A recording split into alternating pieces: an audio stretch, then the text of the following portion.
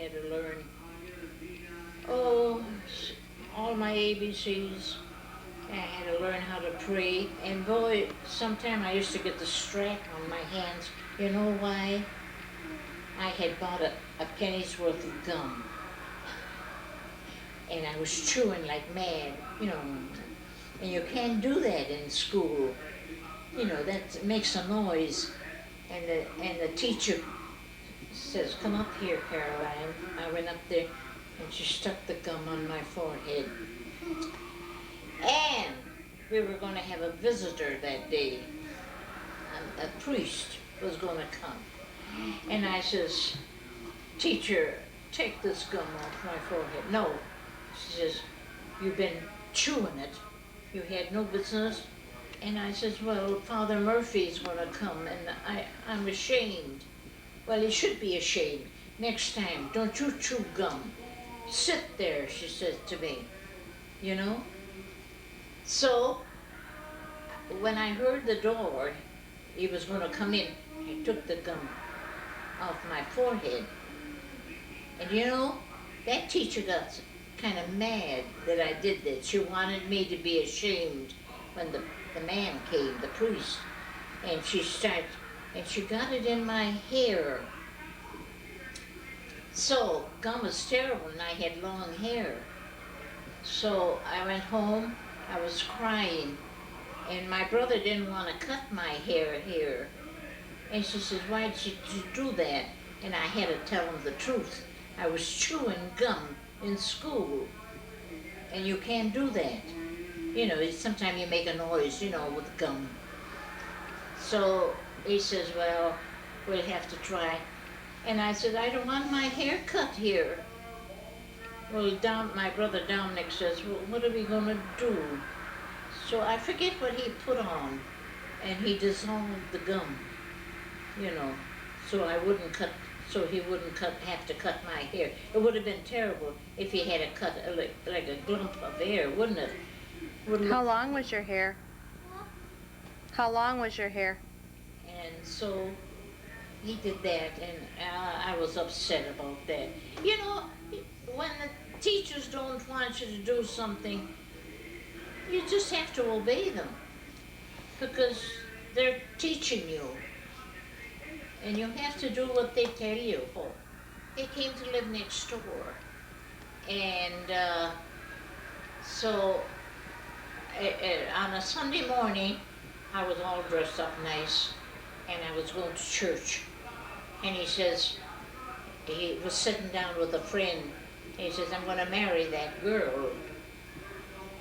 And I didn't hear him say that, but the other guy told me, and you know, he did marry me within 4 years. It took 4 years. Where did he come? How long had he been in Canada? They lived there. It took 4 years. How long was he in Canada? Well, they lived there, you know, and John says, my brother, he was the one that was, Mom and Papa were pretty old.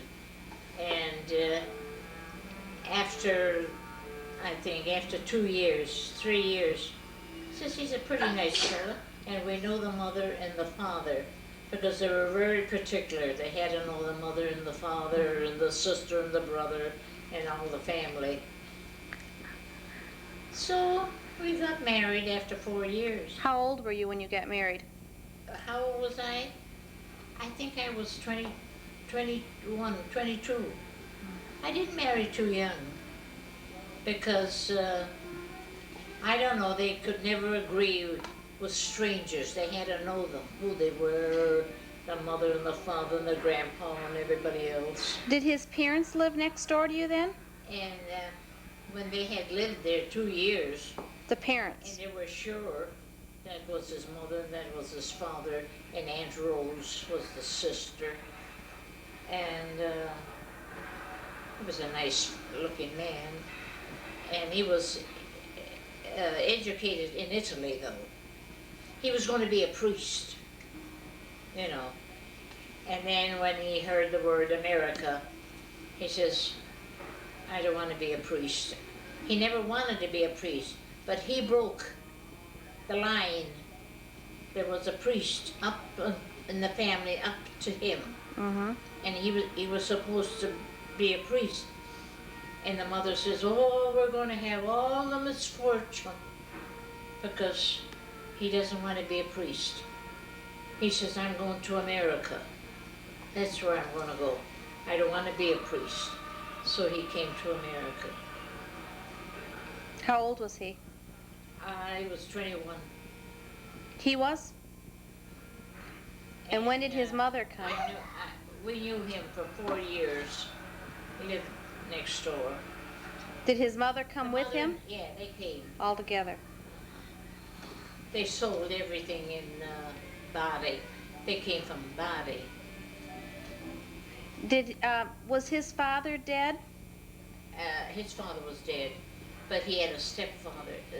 He was a very nice person. What was his name? What did they call him? She married again, you know.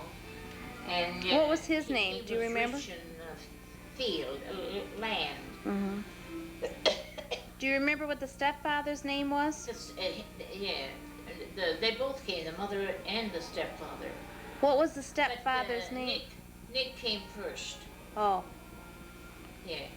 He says, I think I'll go to America. Did he go to New York? The mother was pressing him, the rest of the family, about this priesthood. And he says, I don't want to be a priest. He didn't want to be a priest. And they thought they were going to have all kinds of misfortune because he was breaking the line in the family of priesthood. He came to New York. To where? New York? Well, yeah, they came through New York, but they didn't stay there. Him and the brother-in-law tagged along. Then they had Rose come. Rose. And then the father, well, he was a stepfather. His real father died. How old was he when he died? Oh, I think it was 45. Oh, yeah. He had ulcers in the stomach. In Italy. And they came to America. Huh. And Nick, he went to night school to learn English. Right away he went. There was a mission, and they had a class, so he joined in the night school. And he started to read, and then he kept reading the newspaper, and everything. He learned quick, because he was educated in Italy, Italian. He was going to be a priest. So he didn't want to be a priest. How long were you married before you came to America? What? When did you come to America? When did we? My mom and dad? Yeah, your mom and dad. Oh, my mom and dad came pretty tough, you know. And mother says she came in May. I'll never forget this. And she had left a beautiful garden. In May, she came to snow. She says, what did we do? We came to the North Pole. Right away. She says, Madonna me, this is terrible. She says, we're going to freeze to death. And she says, for I don't know how many months, she didn't go out of the house. Of course, she had the kids. How many? 4.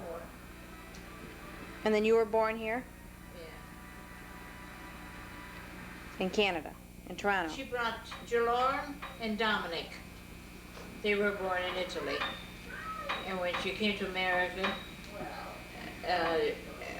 John was born, Vicenzine, Vince, and me was born in Toronto. I was born in Toronto.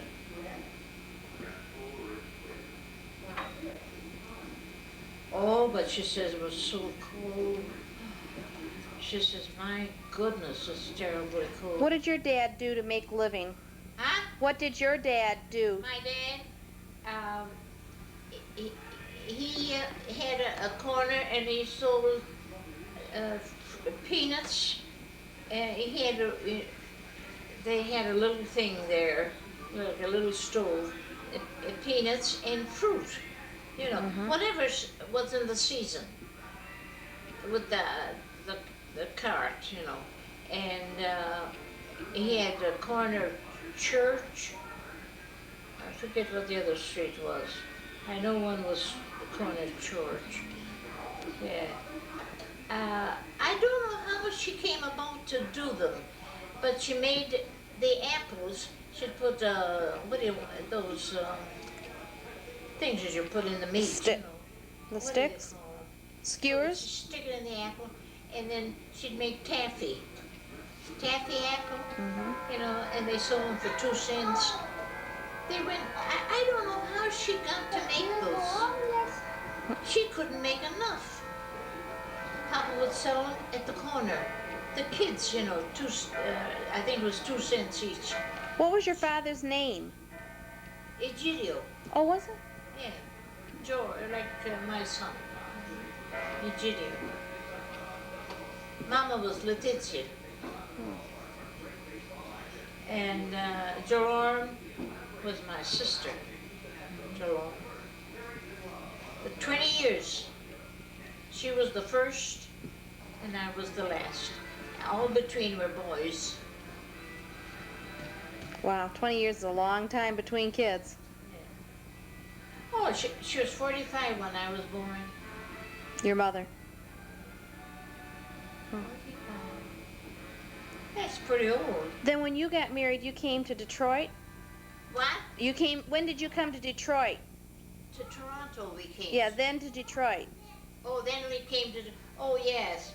Well, she came when Nick came to the United States. He couldn't land a job in Toronto or something. I don't know. How did it happen? He says, I think I'm going to go to the United States. So he came to the United States. And where Ford? Highland Park? Highland Park. He got off the bus. He saw Ford. And, oh, they were hiring in Ford $5 a day. That was it. He read it on the paper that Ford was hiring $5 a day. Oh, he says, I'm going to Detroit. $5 a day. And John says, what are you going to say that you do? You don't want. He's a toolmaker. He went in there, got off the bus. He read Ford, you know. He went in there and he got a job, a nighttime job. That was lucky, you know, because he didn't know how to do nothing. And half the time they were sleeping under the bench, the workers. They'd take a nap under the bench today. That's how we come to Detroit. And then how long after did you come? Did you come with